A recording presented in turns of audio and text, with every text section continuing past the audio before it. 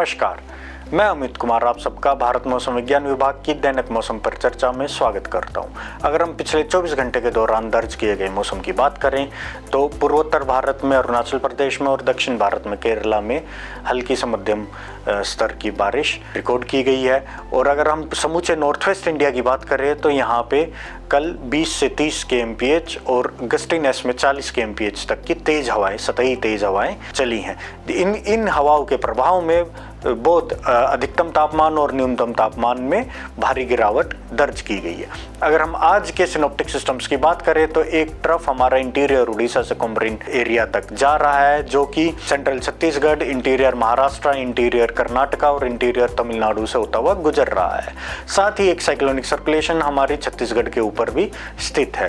अंडमान सी के ऊपर एक अपर एयर साइक्लोनिक सर्कुलेशन हमारी लोअर ट्रोपोस्फेरिक लेवल से मिडल ट्रोपोस्फेरिक लेवल्स तक बनी हुई है। साथ ही एक साइक्लोनिक सर्कुलेशन हमारी नॉर्थ ईस्ट आसाम के ऊपर लोअर ट्रोपोस्फेरिक लेवल्स में स्थित है। इन सभी सिस्टम्स के प्रभाव में अगर हम आज के मुख्य बिंदु की बात करें तो तेज सतही हवाएं 20 से 30 किलोमीटर प्रति घंटे की रफ्तार से और गस्टीनेस में 40 किलोमीटर प्रति घंटे की रफ्तार से आज भी नॉर्थ वेस्ट इंडिया के ऊपर चलते रहने की संभावनाएं हैं।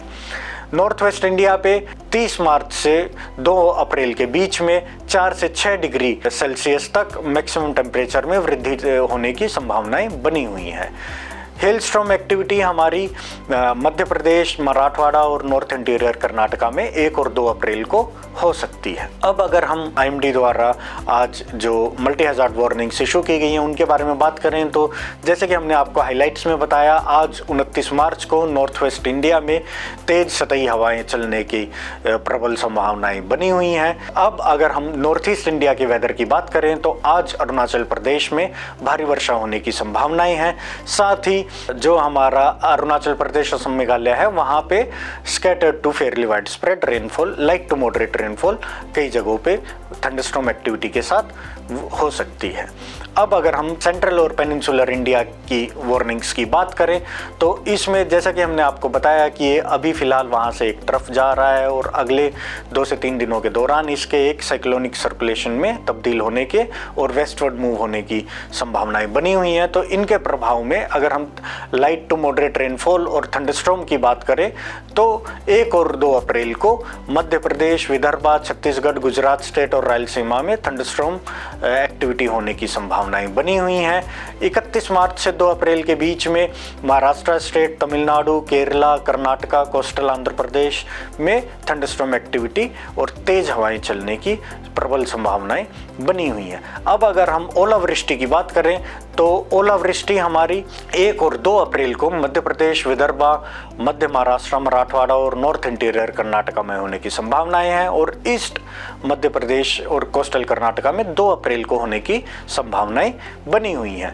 अगर हम टेम्परेचर के पूर्वानुमान की बात करें तो सेंट्रल इंडिया में अगले 3 दिनों के दौरान अधिकतम तापमान में कोई भी परिवर्तन आने की संभावनाएं नहीं है, लेकिन उसके बाद ये 2 से 3 डिग्री गिरने की संभावनाएं बनी हुई हैं। उत्तर प्रदेश में आज 2 से 4 डिग्री के बीच में अधिकतम तापमान गिरने की संभावनाएं बनी हुई है। उसके बाद समूचे नॉर्थ वेस्ट इंडिया में 4 से 6 डिग्री सेल्सियस अधिकतम तापमान अगले 2 से 5 दिनों के दौरान बढ़ने की संभावनाएं बनी हुई है।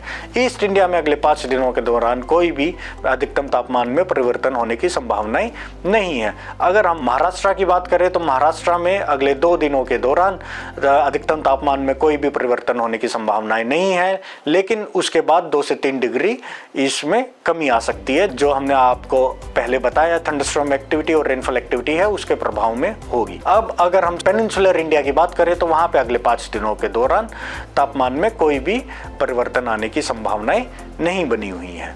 अब अगर हम हीट वेव यानी उष्ण लहर की बात करें तो इंटीरियर उड़ीसा और GWB यानी गंगेटिक वेस्ट बंगाल में 29 और 30 मार्च को हीट वेव की वार्निंग जारी की गई है। अगर हम hot and humid weather conditions की बात करें तो उड़ीसा में 29 और 30 मार्च को हॉट एंड ह्यूमिड कंडीशंस की भी वार्निंग जारी की गई है।